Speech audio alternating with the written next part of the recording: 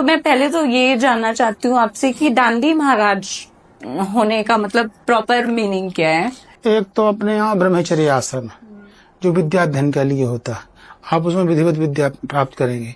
इसके बाद इस आश्रम को हम छोड़ते हैं समावर्तन संस्कार से, फिर गारस्थ जीवन में चले जाते हैं।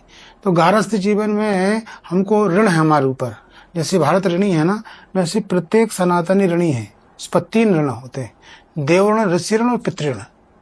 तो त्रीणि ऋणानि अपाकृत्य मनोमोक्षो निवेशयेत्।